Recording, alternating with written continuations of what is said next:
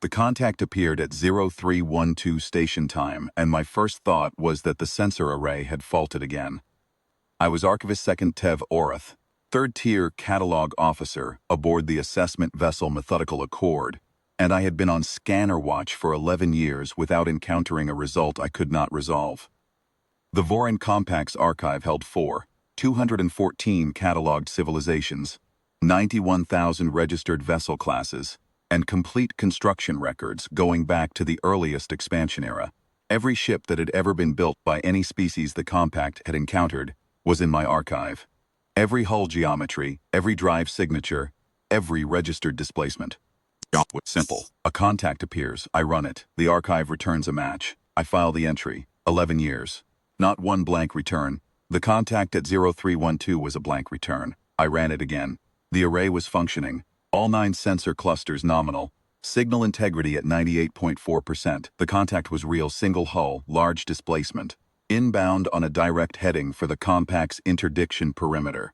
Moving at a velocity that my system flagged with a yellow caution marker because it was faster than any vessel of that apparent displacement had any business moving.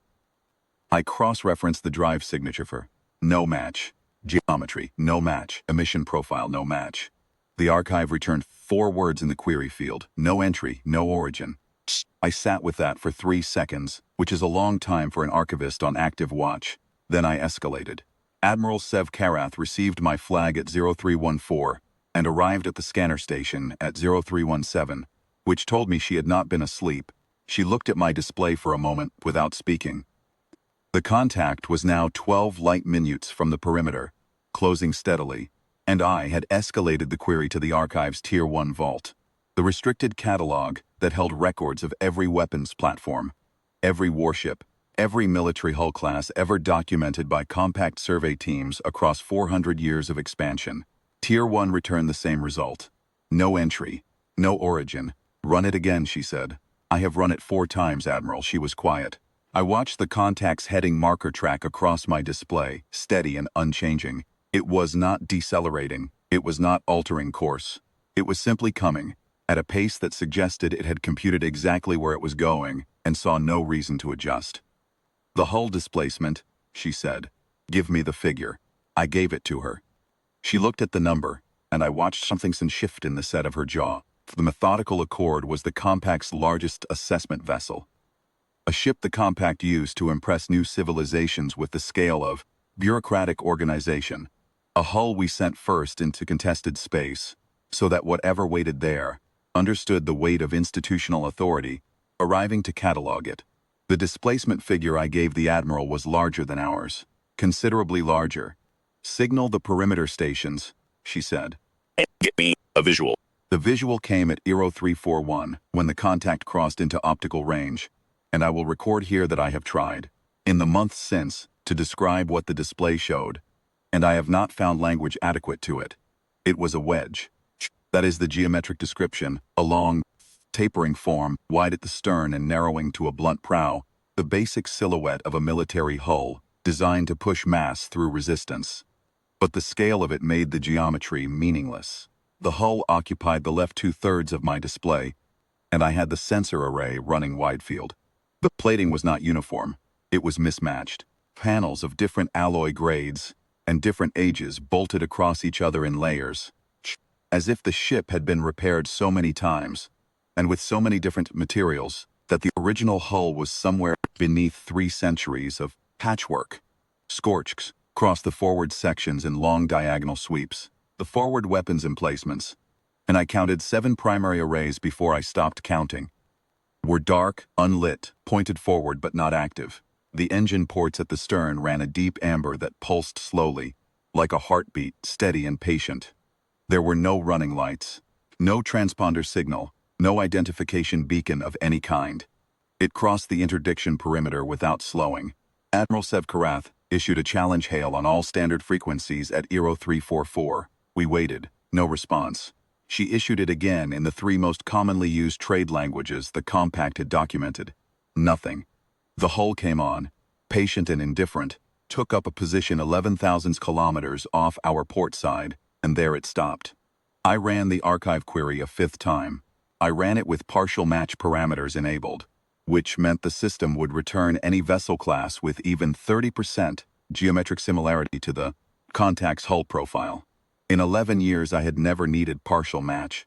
It was the tool archivists used when a civilization had modified a documented hull beyond recognition, a last resort before escalating to first contact protocols. The partial match query returned 61 results. None of them were human vessels. The hull sitting 11,000 kilometers off our port side did not resemble any human vessel class in the archive. Not at 30% similarity, not at any threshold the system could compute. And yet the drive signature, when I ran that component separately, returned one partial flag, a notation in the archive's appendix records, filed by a survey team 340 years ago, describing a human military construction program that the Compact had assessed as economically non-viable and therefore unlikely to produce operational vessels. The notation was 3 sentences. It described a class of ship the humans had apparently designed, deemed too expensive to build in quantity, and shelved. The survey team's assessment had rated the program a low-priority catalog entry. The archive held no record of a completed hull.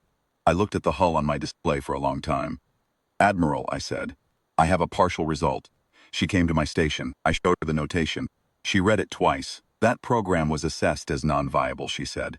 "Yes." Survey team concluded no operational vessels would be produced. "Yes." We both looked at the display.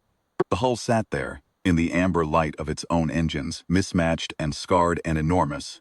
And it did not move, and it did not hail us, and it did not do anything at all except exist, which was, I'd come to understand, in the last 40 minutes, already more than the archive had said it could do. The Admiral tried 2 more hails.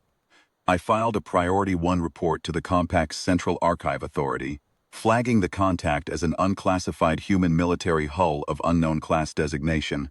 Operational status confirmed. Position logged. I noted the partial match to the shelved construction program. I noted that the hull displacement exceeded anything in the documented human inventory, by a factor the archive had no reference scale for. At 0419, the hull moved, not toward us, not toward the perimeter stations.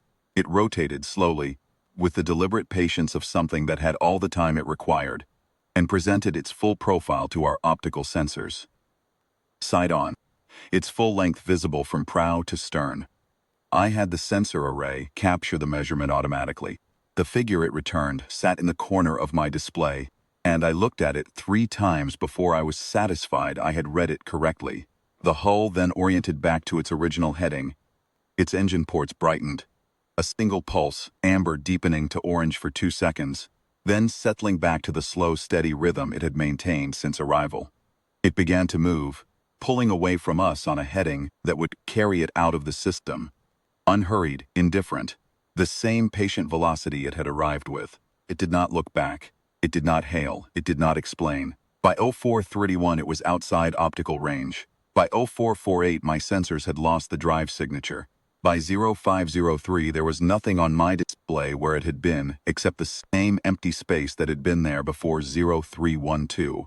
I sat at my station and wrote my report. The report was the I had filed in 11 years. It contained the sensor logs, the archive query results at all 5 attempts, the partial match data, the drive signature notation, the hull measurement figure, and my formal recommendation that the Compact's Archive Authority open a new primary catalog entry for the human vessel class and flag it for immediate resurvey of all prior human construction assessments.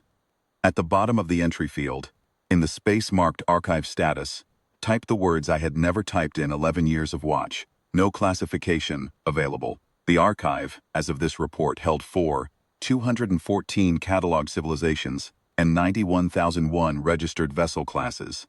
The 91,001st entry was 3 sentences long and contained no class designation, no construction origin, no verified displacement figure that I was prepared to commit to the record. Only the hull measurement, the one the sensor array had captured when the ship turned broadside and showed us what it was. I filed the report and sat in the quiet out of the scanner station, and I thought about the survey team's notation from 340 years ago. The 3 sentences that had concluded the program was non-viable, that no operational vessels would be produced. Somewhere, at some point, a human engineer had looked at that assessment and disagreed. I do not know how many of those hulls exist. The archive has no figure for that either. The first question in a long list of questions, I suspect. Compact is not yet equipped to answer. And when I consider that the ship arrived without warning, without transponder, without any attempt at communication, that it came to the perimeter, held position long enough for us to look at it, showed us its full length, and then simply left, I find that I am not certain the visit was a threat. I am not certain it was not either.